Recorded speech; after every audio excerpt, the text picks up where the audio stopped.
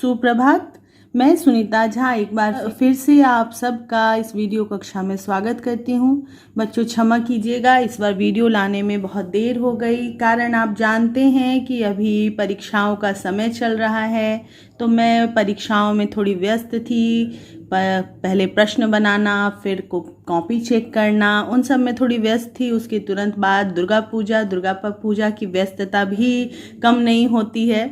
वो सब निपटा कर मैं अभी आप लोगों के लिए नया वीडियो बना रही हूँ और आशा करती हूँ कि इसके बाद मैं लगातार आपके लिए वीडियो बनाते रहूँगी और आपके फाइनल टर्म से पहले आपकी सिलेबस कंप्लीट कर दूँगी। तो शुरू करते हैं आज का वीडियो मैंने कुछ बच्चों के विशेष आग्रह पर बनाया है जिनकी परीक्षाएं आने वाली हैं, और उन लोगों के आग्रह पर मैं वीडियो जल्दी में बना रही हूँ। इसलिए मैं किसी पाठ की विस्तृत व्याख्या नहीं कर रही, बस इन पाठ के प्रश्न उत्तर दे रही हूँ जो कि उन बच्चों को अभी बहुत ज़रूरी थी परीक्षा के लिए। ये ICSE बोर्ड की कक्षा 8 की पुस्तक है नवीन पल्लव, और इसी पुस्तक के मैं पाठ 12, 13, 14 और 15 के प्रश्नोत्तर आप लोगों को आज करवाने वाली हूँ। पाठ 12, बाढ़ का बेटा। इस पाठ में एक ऐसे व्यक्ति को दिखाया गया है जो बाढ़ के आने से जिसके जीवन में उथल पुथल मच गया है, और वो उन परेशानियों को किस तरह से वो झेलता है और देखता है, वही इस पाठ में दिखाया गया है। बाद में हो सका तो मैं इसको ज़रूर एक्सप्लेन करूँगी आप लोगों के लिए। अभी सिर्फ प्रश्नोत्तर। तो बच्चों यहाँ पे शब्दार्थ दिए हुए हैं, उसके बाद मौखिक प्रश्न हैं जिनको कि मैंने शॉर्ट में लिखा है जैसे हमेशा लिखती हूँ, और डिटेल में आप लोगों को खुद लिखना है। जैसे मैंने यहाँ पे सिर्फ लिखा है प्रयाग सहनी, लेकिन आपको पूरा उत्तर लिखना है कि विशेषण के दादा का नाम प्रयाग सहनी था।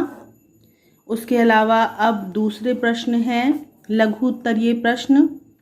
यहाँ पर मैंने एक तो मैंने लिखा है उत्तर, लेकिन बाकी जो है उनमें मैंने पेज नंबर और पैराग्राफ नंबर लिख दिया है। जैसे पेज नंबर 85 और थर्ड पैराग्राफ, तो हम लोग पेज नंबर 85 के थर्ड पैराग्राफ में देखते हैं कि क्या है।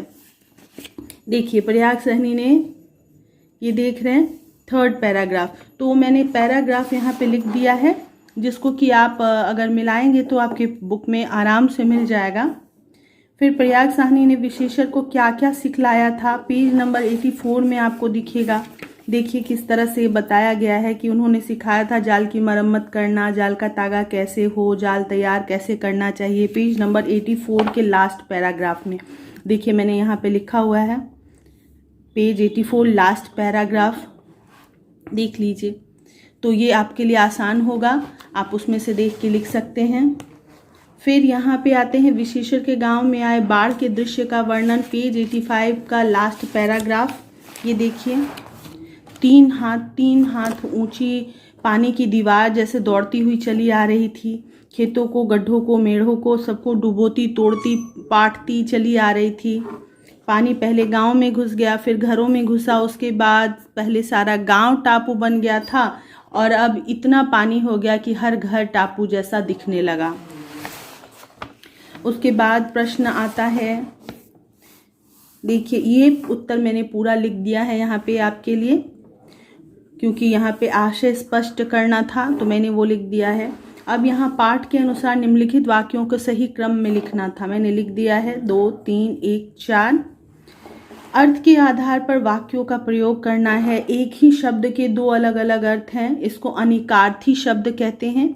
अनेकार्थी शब्दों का यहाँ पे अर्थ दिया हुआ है, मैंने वाक्य अपने तरफ से एक एक लिख दिया है। आप कोई दूसरा वाक्य भी इसमें बना सकते हैं, ज़रूरी नहीं कि आप यही वाक्य बनाएं। उम्मीद है कि इसमें आपको परेशानी नहीं होगी इन प्रश्नों के उत्तर करने में। देख लीजिए। फिर यहाँ पे तद्भव शब्दों के तत्सम रूप लिखे हुए हैं। भीख किस शब्द से बना है? भिक्षा शब्द से। बूढ़ा वृद्ध शब्द से। विशेषण विशेश्वर से।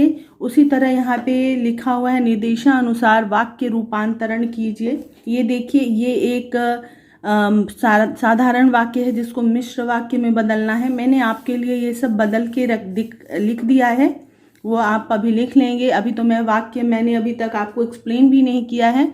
मैं कोशिश करूंगी कि दिसंबर तक वाक्य और वाच्य भी आपके लिए ज़रूर अपलोड कर दूं, जितनी जल्दी हो सकेगा मैं कोशिश करूँगी आपके लिए अब बिना रुके वीडियो बनाने की और फिर उनको आपके लिए जल्दी जल्दी अपलोड करने की। मैं समझ सकती हूँ कि आप लोगों का भी धैर्य छूट रहा होगा क्योंकि परीक्षा पास आते जा रहा है, लेकिन फिक्र ना करें, मैं इतनी जल्दी ज़रूर कर दूँगी कि आप लोगों की पढ़ाई में कोई बाधा ना आए। अब हम लोग पाठ 13 को पढ़ते हैं और पाठ 13 है माँ पढ़ती है। इसमें एक ऐसे लेखक की कहानी है जो अपने लेखनी से बहुत ज़्यादा प्रसिद्धि पा जाते हैं और इसी मान में, इसी यश की घमंड में अपने माता को भूल जाते हैं, गांव को छोड़ देते हैं और बड़े बड़े लोगों से इनका मिलना जुलना होता है। तो इन्हें इस बात का डर होता है कि कहीं उन लोगों के सामने माँ आती हैं तो इनका अपमान ना हो जाए, उनके पहनावे से, उड़ावे से, उनके रहन सहन से, बोलने के तरीके से कोई इनकी हंसी ना उड़ाए, इसलिए वो अपनी माँ को अपने पुस्तक विमोचन में भी नहीं बुलाते हैं। लेकिन जब वहाँ जाते हैं गांव महीनों बाद तो देखते हैं कि माँ उनकी सारी पुस्तकें पढ़ती हैं और उन्हें बहुत ज़्यादा याद भी करती हैं। माँ के करीब जाने के बाद इन्हें माँ के प्रेम का एहसास होता है और इसी कहानी को बहुत मार्मिक रूप से इसमें लिखा गया है, जो मैं कभी बाद में ज़रूर एक्सप्लेन करूँगी। अभी सिर्फ मूल कथानक क्या है वो मैं आपको बता रही हूँ। अब आप यहाँ पे देख रहे हैं कि बहुत सारे अंडरलाइन किए हुए लाइंस हैं, बहुत सारी रेखांकित की हुई पंक्तियाँ हैं, तो वो मैंने उत्तर के लिए किया है। मैं भी बता रही हूँ कि क्यों किया है। चलिए शुरू करते हैं। पहला प्रश्न है यहाँ पर, माँ की सुबह कैसे बीतती थी। तो यहाँ पे मैंने पेज नंबर लिखा है, पैराग्राफ लिखा है, 5th to लास्ट लाइन लिखा है। तो आप देखिए पेज नंबर 92 हम लोग यहाँ पे आते हैं। माँ का सुबह बीतता था, सुबह का सारा वक्त वो गौशाला में बिताती थी, पशु को घास पत्ती देते हुए और गाय दूहते हुए। तो ये समझ में आ गया पहला प्रश्न। उसी के बाद है दूसरा, लकड़ी का चौकटा कहाँ टंगा था। पेज 92 का लास्ट लाइन आप देखिए, यहाँ पे लिखा हुआ है, माँ के सिरहाने ऊपर की ओर भीत पर एक कील में लकड़ी का चौकटा टंगा है। अब हम आगे आते हैं। अगला प्रश्न जो है उनके उत्तर मैंने यहाँ पे लिख दिए हैं, बस इसको पूरे वाक्य में आपको लिखना है। अब अगला प्रश्न है, माँ की चारपाई के नीचे कौन कौन सी चीज़ें रखी हैं। ये पूरा लिखा हुआ है उत्तर, पूरा उत्तर लिखा हुआ है, ये आपको बस लिख देना है। अब आगे ये दोनों प्रश्न भी मैंने पूरे उत्तर लिख दिए हैं। दीर्घ उत्तरीय प्रश्न में ये बहुत लंबा था जिसको कि मैं यहाँ पे लिख भी नहीं सकती थी। पेज 92 के 2nd, 3rd और 4th पैराग्राफ में मैंने अभी बताया कि पैराग्राफ को मैंने अंडरलाइन किया हुआ है, रेखांकित किया हुआ है।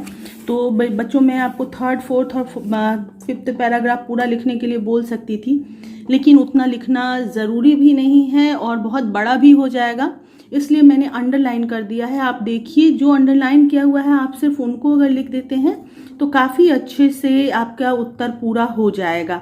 घर के बारे में बताना है, घर का विवरण कर देना है कि लेखक का घर किस तरह का था। उम्मीद है कि आप लोगों को दिख रहा होगा साफ साफ।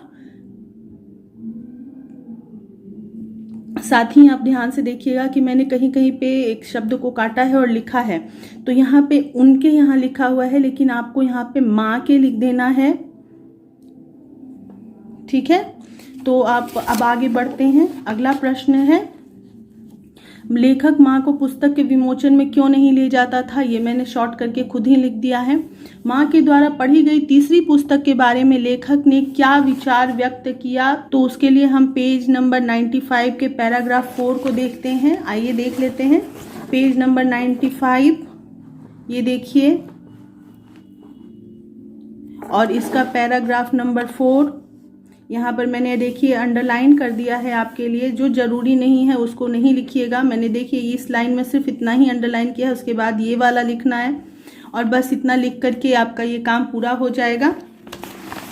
अगला प्रश्न है, माँ पढ़ती है, इस शीर्षक का आशय स्पष्ट कीजिए। आशय का मतलब होता है अर्थ, तो मैंने ये पूरा लिख दिया है। उसके बाद समास विग्रह, बच्चों यहाँ पे सिर्फ विग्रह करने के लिए बताया गया है, लेकिन मैं जानती हूँ कि कुछ बच्चों को समास भी पूछा जा सकता है, इसलिए मैंने विग्रह तो यहाँ पर लिख ही दिया है। साथ ही साथ ये हैं जो समास हैं, समास के नाम हैं।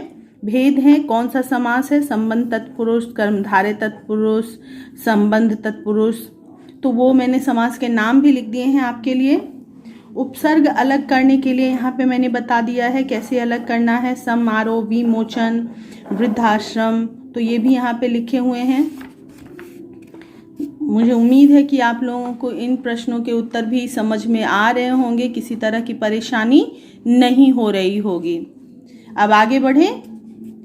अगला पाठ है स्वतंत्रता पुकारती, यानी कि आज़ादी हमें आवाज़ दे रही है कि आओ और मेरा वरण करो, मुझे अपने देश को स्वतंत्र करो, मुझे अपने देश का एक अंग बनाओ।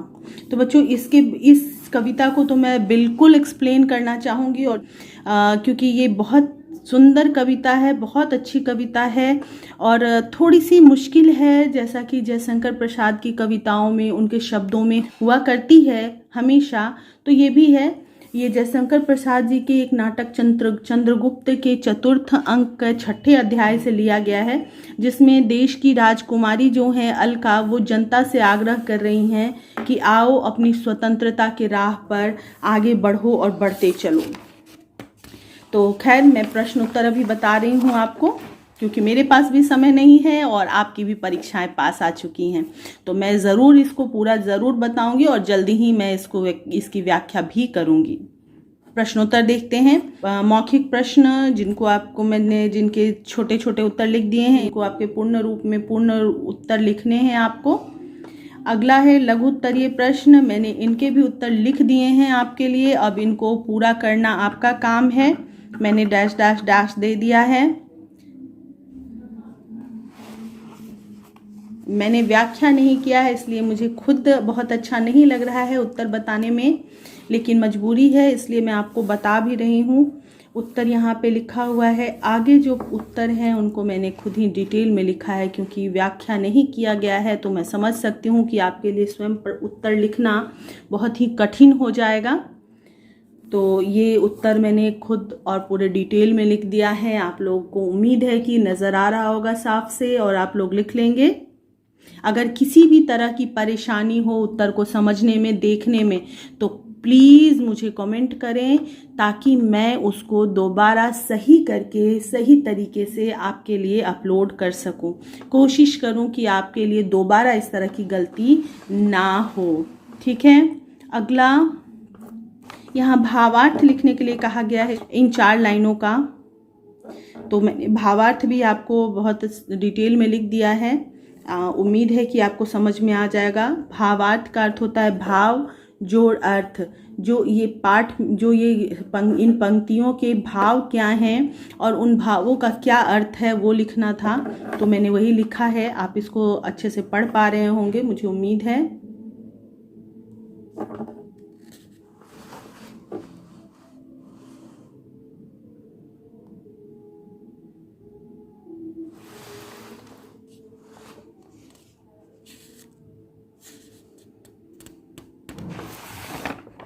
अब यहाँ पे संधि विच्छेद है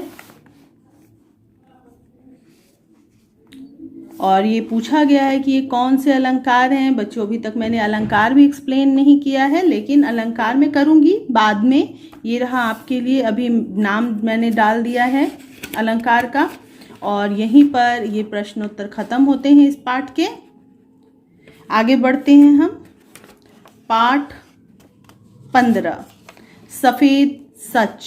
ये एक ऐसी कहानी है जिसमें लेखक अपने बच्चों को कहानी सुना रहे हैं, अपने ही बचपन की कहानी सुना रहे हैं, लेकिन एक दूसरे बच्चे के नाम के साथ उसमें उन्होंने अपने बच्चों को ये नहीं बताया कि ये कहानी मेरी अपनी है, मेरे स्वयं की है। और इस कहानी में लेखक के कारण ही उनकी माता की मृत्यु होती है। इस बात का दुख उन्हें हमेशा सालते रहता है, तकलीफ पहुंचाता है, और उसी पे ये पूरी कहानी है। तो उत्तर अभी यहाँ रहा, ध्यान से देखिए। ये शॉर्ट में, जैसा कि मैं हमेशा बताती हूँ, मौखिक प्रश्नों के उत्तर इनको आपको पूरा करना है। फिर लघु उत्तरीय प्रश्न मैंने बता दिए हैं, लिख दिए हैं डिटेल में। बस अंत का प्रश्न वाले जो कुछ शब्द हैं, इसलिए रीछ नीचे नहीं दौड़ सका। ये आपको यहाँ पे पूरा करते हुए लिखना होगा स्वयं। अब ये इन उत्तरों को आपको पूरा करना है। ये छोटे में लिखा हुआ है, मैंने सिर्फ मुख्य उत्तर लिख दिया है, पूरा आपको करना है पूरे वाक्य में। उसके बाद दीर्घ उत्तर, ये प्रश्न हैं, ये आप देख लीजिए पूरे डिटेल में लिखा हुआ है।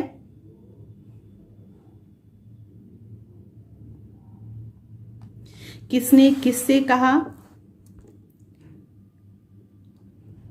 उसके बाद है प्रकृति और प्रत्यय अलग करना। मुझे उम्मीद है कि मैंने जो प्रत्यय के वीडियो डाले थे आप लोगों ने देखे होंगे, और अगर आपने देखे होंगे तो इसमें आपको कोई परेशानी नहीं होनी चाहिए। मैंने इतने डिटेल में तो वीडियो में ज़रूर बता दिया था कि अगर बच्चों ने देखा हो तो उन्हें परेशानी बिल्कुल ना हो।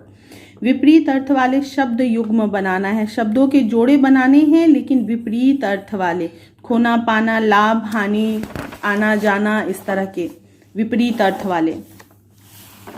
तो ये मैंने लिख दिया है आपके लिए। और यहाँ पे कुछ मुहावरे हैं जिनके अर्थ मैंने यहाँ लिखे हैं बगल में, और उनसे एक एक वाक्य बनाया है। आप चाहें तो कोई दूसरा वाक्य भी लिख सकते हैं यहाँ पे, कोई दिक्कत नहीं है। उम्मीद है कि प्रश्नों के उत्तर आपको समझ में आ गए होंगे, और अगर किसी तरह की परेशानी होगी तो आप मुझसे ज़रूर संपर्क करें। बाकी मैंने डिटेल में देने की कोशिश की है प्रश्नों के उत्तर को। इसके साथ ही मैं इस वीडियो को आज समाप्त कर रही हूँ। जल्दी ही कोशिश करूँगी कि इन पाठों की व्याख्या भी प्रकाशित कर सकूँ। तब तक के लिए बाय बाय, अपना ख्याल रखिएगा।